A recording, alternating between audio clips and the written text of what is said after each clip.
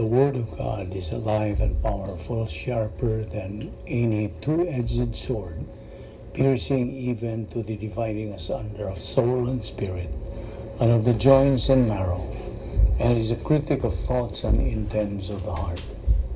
All Scripture is God-breathed, and is profitable for doctrine, for reproof, for correction, for instruction in righteousness, that the man of God may be mature, thoroughly furnished unto all good works. Study to show thyself approved unto God, a workman that needeth not to be ashamed, rightly dividing the word of truth. Before we start our Bible study this evening or this morning, let us examine ourselves, examine our conscience if we have some sins of the mind, sins of the tongue, or overt sins, because these sins are or will become barriers to the study of the Word of God. The Holy Spirit cannot teach us the truth unless we are cleansed from all unrighteousness. Therefore, let us apply the principle of 1 John 1:9, which says, if we confess our sins, He, God, is faithful and just to forgive us our sins and to cleanse us from all unrighteousness. Therefore, let us pray.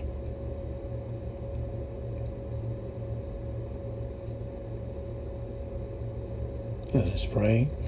Heavenly Father, we thank you for this opportunity of studying your word this morning or this afternoon. We now pray that God, the Holy Spirit, will challenge us and enlighten us to all the things that we are going to take up. This we ask in Jesus' name, our Lord and Savior. Amen.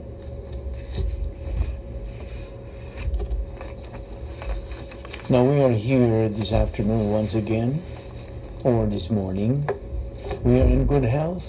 We are alert, with a clear mind, alive and kicking, all because of God's mercy, love, courtesy, and grace of God. We do not deserve it. We do not earn it, nor do we work for it, because it is grace. Now this afternoon, this morning, we're going to take up the doctrine of salvation. First of all, it is impossible to understand the Bible, the structure of the church, or the Christian living without understanding and knowing the person and the work of the Holy Spirit. The Bible teaches us that God is one, but that He is manifested in three persons. You have God the Father, God the Son, and God the Holy Spirit. God the Father is the planner of salvation. God the Son is the executor of the plan of salvation. He died at the cross. God the Holy Spirit is the revealer of the plan of salvation. So I repeat, the function of the Trinity, God the Father is the planner of salvation. God the Son is the executor of the plan of salvation. God the Holy Spirit is the revealer of the plan of salvation. Now it is nearly impossible to explain the Holy Trinity, but we need to accept the Trinity by faith. Now the three members of the Godhead are co-equal, co-eternal, and co-infinite. They possess the same essence, namely righteousness, sovereignty, justice, eternal life, love, omnipotence, omniscience, omnipresence, immutability, and veracity. Now the Bible teaches us that the Holy Spirit is a person. Hence, He is never to be referred to as it. He is not just an agent, or an influence. He is Almighty Person, the Holy Spirit of God. He is the only teacher of truth, the revealer of truth. The Bible further tells us of the work of the Holy Spirit. He convicts us of sin. John 16:18 says, when He comes, He will reprove the world of sin and of righteousness and of judgment. The Holy Spirit convicts us, makes us uncomfortable. The Bible teaches that when the Holy Spirit has convicted us of sin, when we are willing to believe in Jesus Christ as our personal Lord and Savior, He gives us a new life. In other words, the moment we receive the Lord Jesus Christ as Savior, the Spirit of God instantaneously regenerates us. He gives us a new life. On the other hand, when a person, after hearing the gospel, rejects the Lord Jesus Christ as Savior, he is said to be dead in trespasses and sins. This doesn't mean that the body of a rejecting person rejecting the Lord Jesus Christ is dead. It is his soul that's said to be dead, because his soul, his personality, that part of us that will live forever and ever, is dead toward God. This is what we mean by spiritual death. But God's perfect sovereign will is that He is not willing that anyone should perish, but that all should come to repentance. 2 Peter 3:9 and 1 Timothy 2:4. 1 Timothy 2:4 says, who will have all men to be saved and to come unto the knowledge of the truth. In other words, God wills that all will be saved. God in eternity past set an absolute standard. God's message of salvation all throughout the history of man is, believe on the Lord Jesus Christ and thou shalt be saved. Acts 16:31. Now here are important points to remember. Once we believe in the Lord Jesus Christ, salvation can never be forfeited. Number 2, our eternal security is based on the payment by Christ for every sin we committed before and after salvation.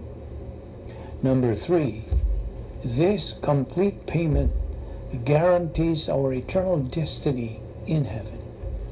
Number 4, nothing in this universe, I repeat, nothing in this universe, in heaven above, on earth, and under the earth, can separate us from God.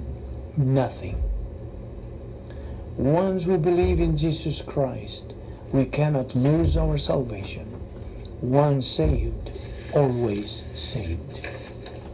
Now, the moment we believe, the Holy Spirit places us into union with Christ, the irrevocable state of eternal relationship, as if God the Holy Spirit picks us up and puts us in union with the Lord Jesus Christ, and that union is forever. And this can be found in 2 Corinthians 5:17, which says, therefore, if anyone is in Christ, he is a new creation.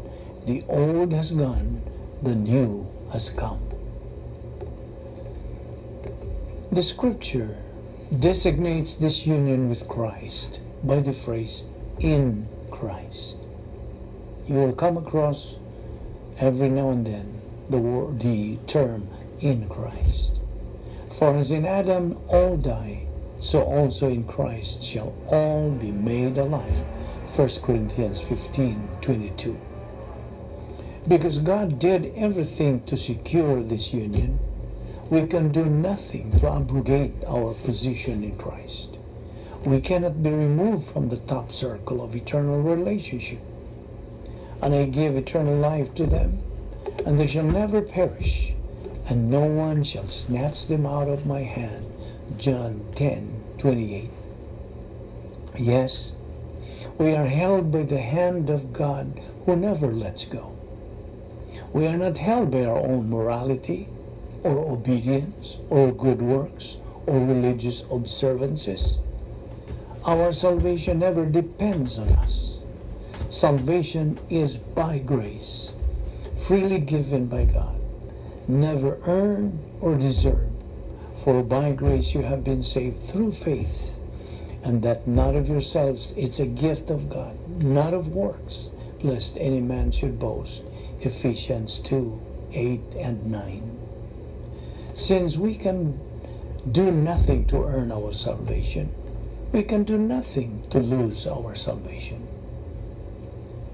Just as salvation is given by the grace of God, our eternal life is also preserved by His grace. God always preserves what He has given.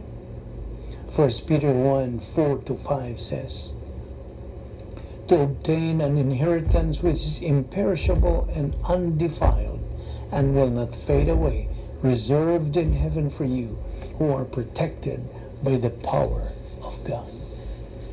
No believer can be plucked out from the omnipotent hand of the Lord Jesus Christ, even if he dies with unconfessed sin in his life. Salvation has always been faith alone in Christ alone. The issue of salvation is not sin, but Christ. Do you know why? The answer, because all sins, past, present, and future, had all been taken care of at the cross. And under the law of double jeopardy, no one can be tried twice of the same crime. So again, it is Christ who is the issue in salvation. Acts 16:31 says, believe on the Lord Jesus Christ, and thou shalt be saved. And what's this? Devils also believe in God, but they tremble and shudder with fear and are not saved. James 2:19. Gnostics do believe there is a God, but they don't believe in that God. Satan knows and is well versed on the Bible. You cannot fool him. God does not make mistakes. Do you know why? Because He is perfect. A body without a human spirit is dead. In Greek, this body is called dichotomous, according to James 2:26. If you are a believer reading or listening to this, but you are not sure of your salvation, some things that's very, very important is missing in you. Do you know what's missing? It is faith that is missing in you. Faith in God's promise of salvation. Acts 16:31, Romans 8:38 and following. Faith, therefore, is the key. John 8:32 says, you shall know the truth, and the truth shall make you free. Now there is a booklet entitled, Am I Going to Heaven? From the Letters of Covenant House Mission. A missionary was asked by a young girl who was an HIV positive patient by asking, sir, why did God give me this disease? If I die, sir, am I going to heaven? There were so many questions she wanted to know, particularly about death. Now the same missionary said, these are questions that often I didn't quite know how to answer. How pitiful. There are people of this sort who have no truth. Thus, they are irrational, illogical, incoherent, inconsistent, insensible, and disorganized. They're the kinds of people who are divorced from reality. And they're just the products of their own decision. Why? Because they don't believe the truth from God's Word, the gospel. Actually, there are two conflicting gospels today. Number one, God's message of salvation, Acts 16:31.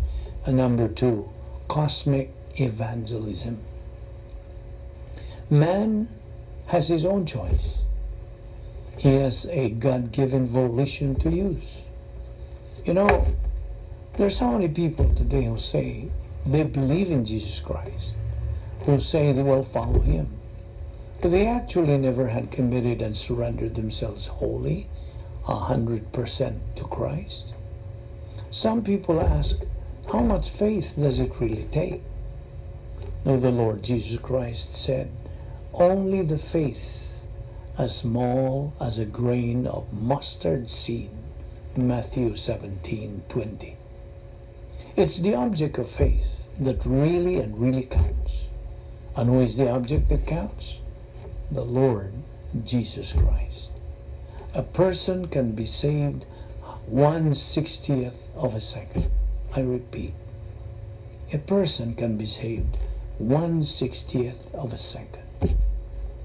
There's only one Savior, the Lord Jesus Christ. John 14:6 says, I am the way, the truth, and the life. No one comes to the Father but by me.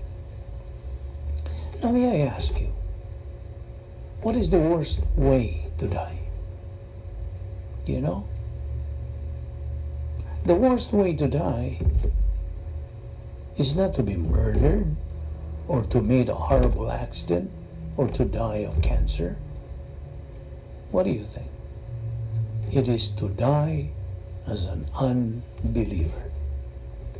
Our Lord Jesus Christ said about Judas Iscariot, better for this man never to have been born.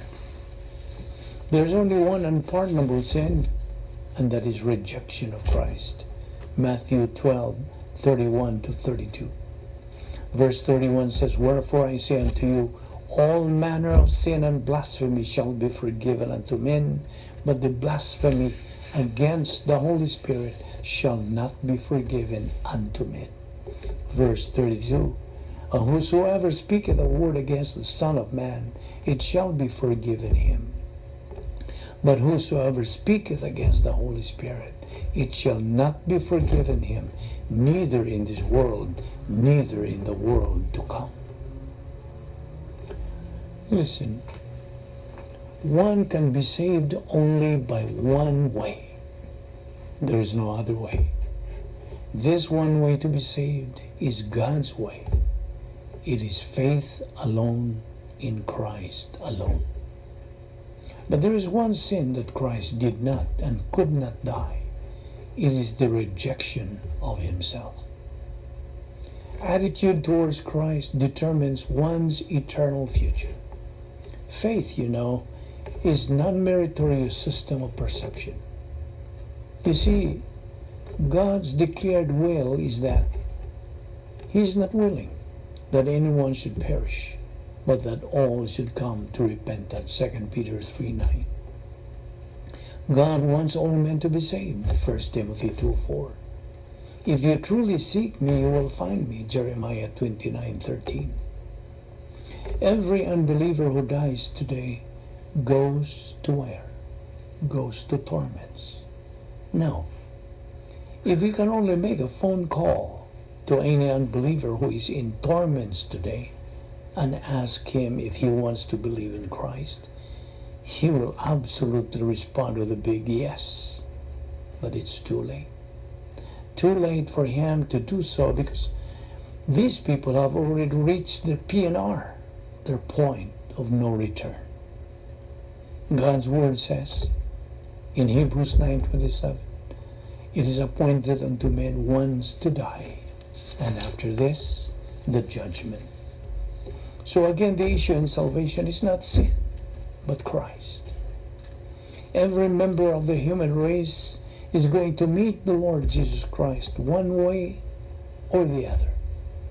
Either he believes in the Lord Jesus Christ now as a Savior, or rejects the Lord Jesus Christ as Savior. Thus, he will meet him as judge in the great white throne judgment. Christ died twice at the cross. Physical and spiritual. It was not his physical death that saved mankind, but his spiritual death. You see, when our Lord was on the cross, you were on his mind. He even became a worm for you and for me. As Psalm 22:6 says, "But I am a worm, a reproach of men, and despised of the people." Jesus Christ is the only Savior. Do you know what made him qualified to be the Savior? Let me tell you this. There are three things that made him qualified. Number one, he had not been imputed Adam's original sin. In other words, he did not have any Adam's original sin. Number two, he did not possess an old sin nature. Number three, he never committed a single personal sin, plus he was perfect. In fact, he was the only perfect member of the human race. At the cross, our Lord cried out, "Tetelestai," it is finished. Salvation is provided in the past, with the result that this will continue to be provided in the future. Hebrews 2:9 says that he, by the grace of God, should taste death for every man. 1 John 2:2 says, "And he is the propitiation for our sins, and not for our sins only, but also for the sins of the whole world." May I ask you this question? How did you become a member of your family? By birth, isn't it? In the same token, how did you become a member of the family of God? Answer, also by birth. Correct? Galatians 3:26 says, "For ye are all the children of God by faith in Christ Jesus." 1 Peter 1:4, "We have an inheritance reserved in heaven." An inheritance is not based on works, but by birth. Now God's plan runs everybody's life. No one can escape from it. There are three kinds of truth. Laws of the divine establishment. Number two, the gospel for unbelievers. Number three, Bible doctrine, the Word of God for believers. Now you might ask, what do you mean by God consciousness? God consciousness is a point that every human being reaches in life, usually at ages 2 or 3 and up. A person who has a negative attitude towards any of the three kinds of truth listed that I just mentioned is a person who is dishonest, stupid, wasting his life. Thus, he is a miserable person that Satan wants him to be. And you might ask again, who is Satan? Satan, from Shaitan, meaning accuser or adversary, is the arch enemy, avowed enemy of God, who has a goal for every member of the human race, and that goal is to prevent unbelievers from believing in Christ. And what's Satan's goal for believers? To prevent them from studying God's Word, thus they won't be able to grow up spiritually. Satan wants them to become miserable as he is. Remember the principle? Misery loves company. Now, religion is Satan's favorite and very effective weapon, leading unbelievers to spiritual blindness and confusion. But you see, in Christianity, salvation is already done, while in religion, salvation still has to be done. Salvation is a gift to be received, not a goal to be achieved. If we could earn our salvation, Christ would not have died to provide it.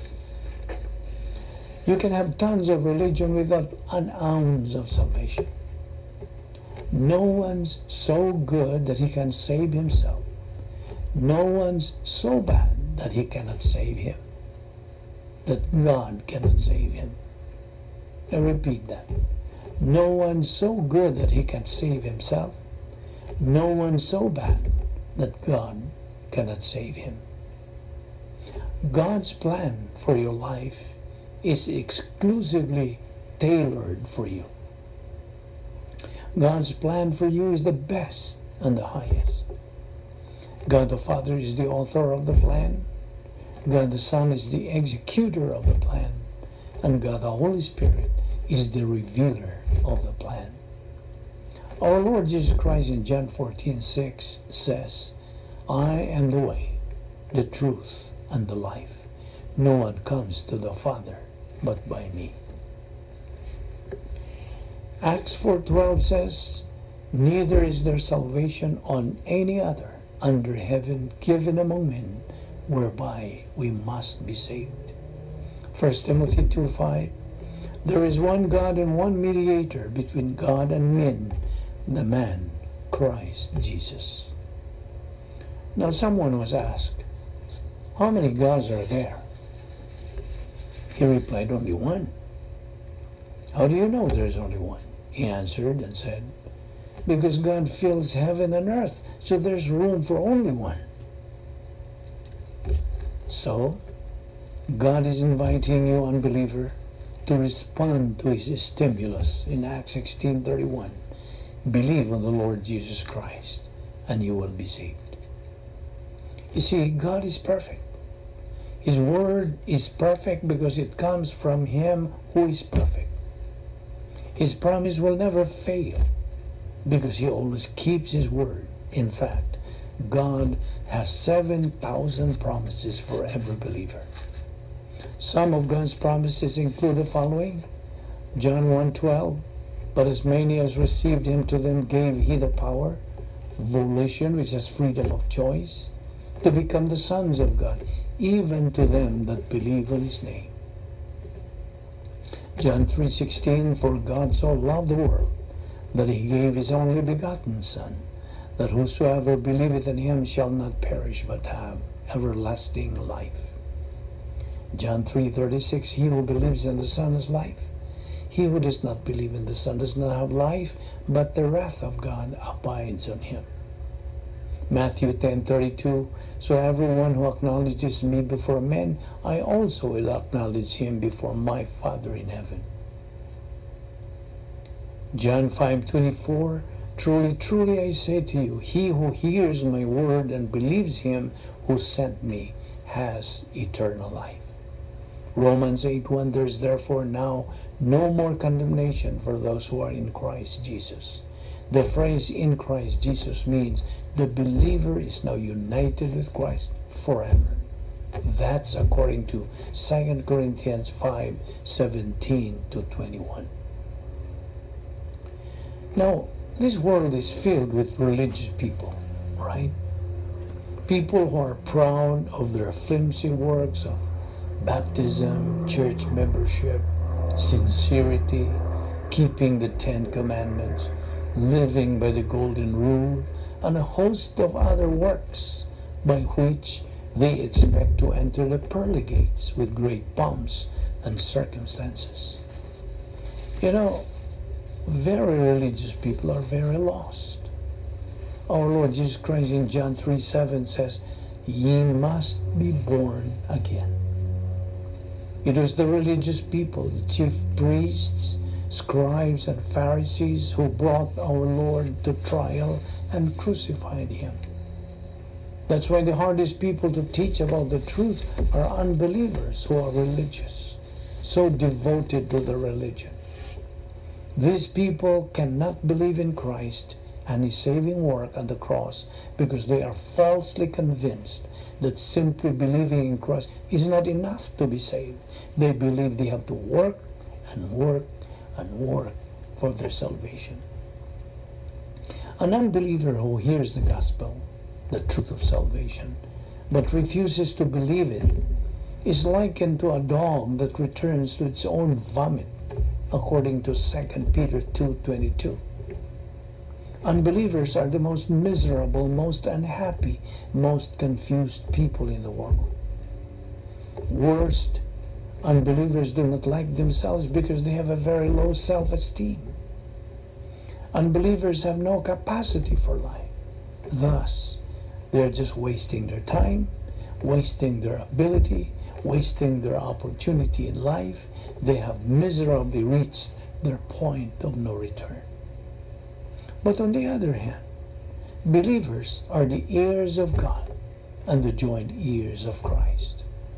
All believers are eternal winners because they have a personal relationship with the God of this universe forever, by or through faith on the Lord Jesus Christ. So salvation is still available to everyone at this point in time. Salvation, as we already knew, is grace. It is free to anybody who says yes to it. That's why it's grace. Grace is what we do not deserve, we do not earn, we do not work for. Grace is all that God is free to do for each of us on the basis of what Christ has done at the cross. You see, man desperately needs God. God does not need us. What a person only needs is to turn positive to the Word of God, and God will do the rest. Here's a reminder for believers. Anything you do, you must know whether it is the will of God. If it is the will of God, give it your full attention. But then, if it is not, don't waste your time on it. Forget it. An admonition to unbelievers. A person who rejects Christ as Lord and Savior is like a person who puts gasoline in the bathtub and set it on fire with him on it. Take note of the so-called World Wide Web of every believer, so he won't be deceived and blinded by any false doctrine. www.believer.com. First W, what do I believe? Second W, why do I believe it? Third W, where is it found in the Scriptures? Here is a principle to remember. A person who is born once is going to die twice. But a person who is born twice is going to die only once. But also remember this. Christianity was never intended to be merely a fire escape from hell. Being born again is the beginning of a whole new life. Christians are to grow up in grace and in the knowledge of the Lord Jesus Christ. Now here are 10 conditions of salvation. Possession of human life, God consciousness, spiritual death of the entire human race, thus man needs regeneration, doctrine of universal grace, positive volition toward God consciousness, appropriation of salvation, provision of salvation, the finished work of Christ, knowledge of the gospel. How can one believe without the knowledge of the gospel? Satan is blinding the minds of people not to believe in the gospel. Doctrine of common grace, blasphemy or slander against the Holy Spirit, which is the unpardonable sin, resisting the convicting ministry of the Holy Spirit, and then positive volition toward the gospel. And for which cause I also suffer these things. Nevertheless, I am not ashamed, for I know whom I have believed, and am persuaded that he is able to keep that which I have committed unto him against that day. Which says in 2 Timothy 1:12. John 3:7 says, you must be born again. With our heads bowed and eyes closed, let us dedicate the closing moments to those of you who are without Christ, without hope, without eternal life. This is a moment in your life. No matter what you think, no matter what you believe, it's a moment of consideration. It's a moment to put everything else out of your mind. Think about the person of the Lord Jesus Christ. What does all this mean? What is Christianity? Christianity is Christ. It's a relationship with God through Christ. And there's only one way to have that relationship, as the scripture says, believe on the Lord Jesus Christ, and thou shalt be saved. Works, all the works you can do have nothing to do with our relationship with God. Why? Because you are a sinner. Because you are not perfect as God is perfect. Because His righteousness has to reject unrighteousness. And you are unrighteous, no matter how many good deeds you do. That's where Christ comes in. That's how important He is. Because He is the only one who can present you faultless before God. How does He do that? Well, He went to the cross. He went to the cross for one reason, to die, and to die for you. To die for every member of the human race. He didn't care whether people rejected Him or not. He died for them. That's God's grace. His absolute grace. And what does that mean for Him to die for us? It means that while He was hanging on the cross, God the Father imputed all the sins of all mankind to Jesus Christ. He took all of your sins upon Himself. And when He did that, He paid the penalty for those sins. He paid the penalty demanded by God for sin. Sin is spiritual death. Jesus Christ died a substitutionary spiritual death so that we don't have to. Hence, when the scripture says, God so loved the world that He gave His only uniquely born Son, that whosoever believeth on Him shall not perish, but have eternal life. Now you understand why. We also know that by grace you have been saved through faith, and that salvation is not of yourselves, is a gift of God, not of works, lest any man should boast. Paul wrote that because he understood grace, and he understood the importance of what Jesus Christ did. And so now, in this moment of consideration, by your thinking, do I believe or do I not believe? That's the issue. Your volition or free will is the issue. Do you accept the work of Christ or do you not?